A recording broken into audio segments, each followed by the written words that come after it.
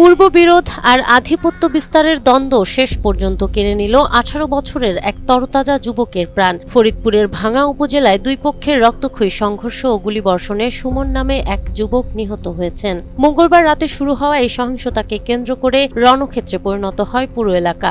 দফায় দফায় ধাওয়া পাল্টা ধাওয়া, গুলিবর্ষণ আর দোকানপাট লুটপাটের ঘটনায় ঢাকা-বরিশাল মহাসড়কে প্রায় ১.৫ ঘণ্টা যান চলাচল সম্পূর্ণ বন্ধ থাকে।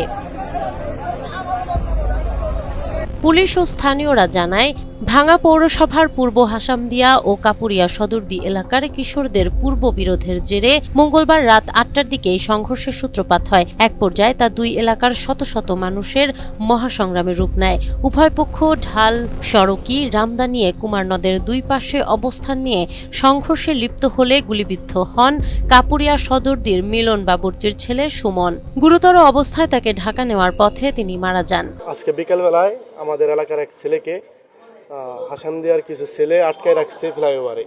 আটকে রাখার পরে তাকে অনেক মারধর করা হয়েছে। তো এক পর্যায়ে এটা দুই গ্রামের মধ্যে একটা গ্যাঞ্জাম পরিস্থিতি তৈরি হয়। তখন সেখানে ভাঙ্গা উপজেলা স্বেচ্ছাসেবক দলের সদস্য সজীব মাতুব্বর গুলি করায় একজন গুলিবিদ্ধ হয়ে মারা গেছে আমার ভাই। সংঘর্ষের এক পর্যায়ে এক পক্ষ কুমার নদের সেতু পার হয়ে ভাঙ্গা বাজার বাসস্ট্যান্ড এলাকায় বেশ কিছু দোকানে ভাঙচুর ও লুটপাট চালায়। মহাসড়কে দীর্ঘ যানজটে ভোগান্তিতে পড়েন শত শত যাত্রী। পরে পুলিশ টিয়ার শেল নিক্ষেপ করে পরিস্থিতি নিয়ন্ত্রণে আনে। নাহার বৃষ্টি, টাইমস টুডে।